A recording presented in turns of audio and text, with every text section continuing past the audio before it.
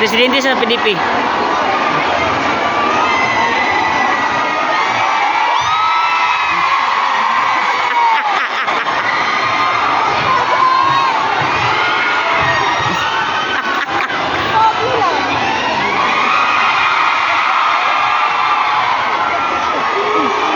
Magandang hapon po sa inyo lahat. Alam niyo mo,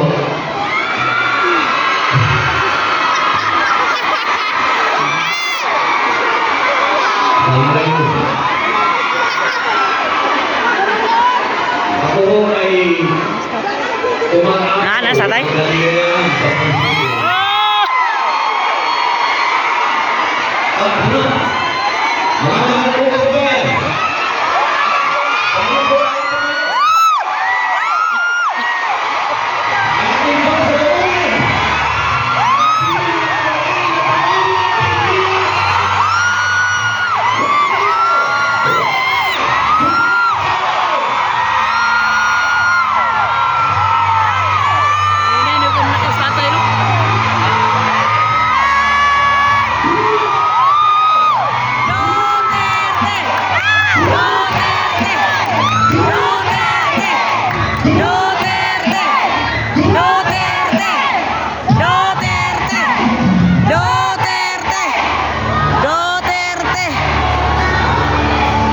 Wala ka istorya sa Rubin.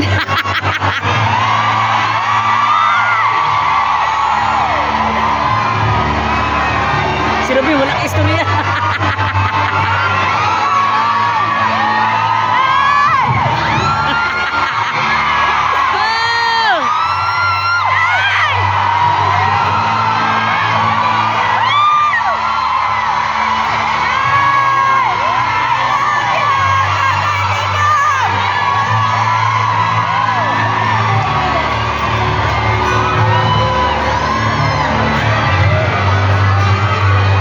Kami menurut tahu satu di bulu.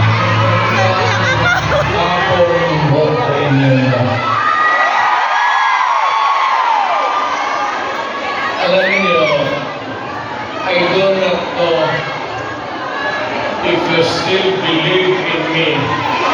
Yes, yes. We believe you, Tatay. Tingin ako sa inyo. Sakit.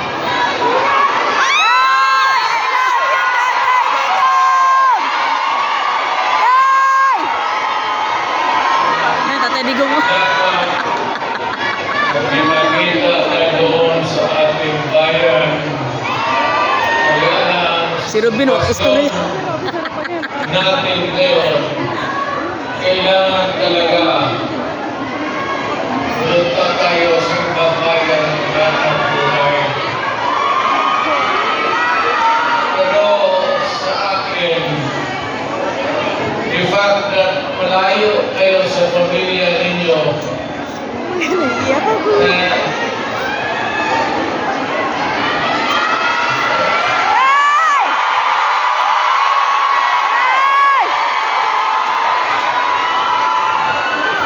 naman nyo yung lungkot at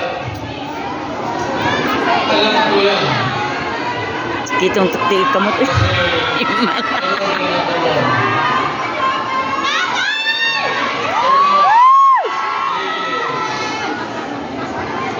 Sa labas ako ang tatrabaho. Well, training para mga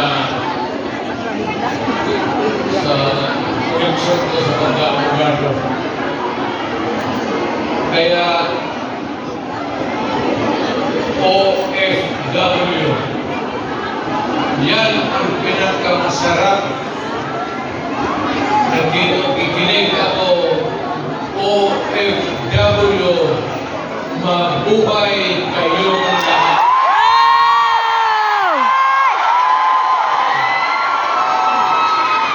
At ang mundo dapat magpasalamat na merong mga Pilipino na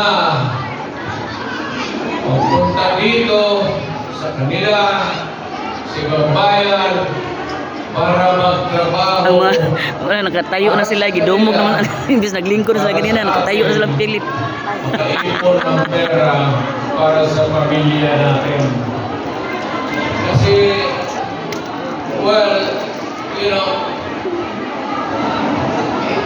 it will take about 7 to 10 years bago mawala. Siya ba naka 10 years sa itong passport? Diba? But in the meantime, that we are not really ready economically to provide opportunities, trabaho para sa lahat. Then, kasi pilitan tayo dito, maghanap ng trabaho para sa ating mga pamilya. Sakit na kayong Kaya kamot? ako ngayon dito, this is not the first time that I have naharap ko kayo. Tanggapin na lang natin kung ano ang sa palad natin at magkasal tayo na yung pagod ninyo ngayon dito ang makinabang ang mga pamilya ninyo at ang mga anak ninyo. Mabuhay kayo! Oh! Duterte! Kaya yung lahat ng Duterte! Duterte! Duterte! Duterte! Duterte! Duterte! Duterte! sa mga dalaga pa, Dala na, dala na.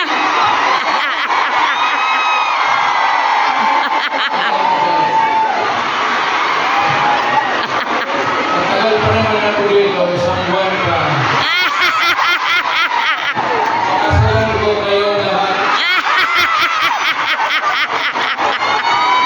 Para ibigaya kayo. Magkaroon ako ng maraming pera.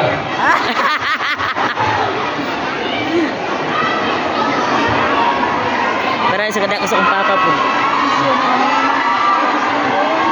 Kaya, hindi lang ito sa sabihin nila. Hindi ako nagkubula, ha? Yung mga taga rito na kumanda na kilala yung matanda na may karanasan sa Davao. Alam niyo yan na ang sitwasyon namin pareho sa inyo. Matagal kami walang ama. Kasi bago siya, ano pa naman ang Pilipinas noon, ang hanap buhay nasa syudad talaga. Ang abogado nagsilbi dyan pag sa barangay. So, ganun. Grabe ng mga vlogger sa Pinas ba? Pang ano na, pang reaksyon na rin ano dito. Na ang tatay ko Picture dito sila. ay sa Ha? dulo pati mula ko. Ang tatay ko nagtrabaho. Sa probinsya. So, Thank you, Day. gamang-gamang ko talaga yung buhay nito. Ano yung utang, ano yung reality. Ginusto mo natin sa hindi, kailangan talaga maghanap buhay. So, kung nagkaroon ng mga sentimental na basta dito, punta tayo dito, nagtrabaho. At nandito kami, minsan, nagpasyala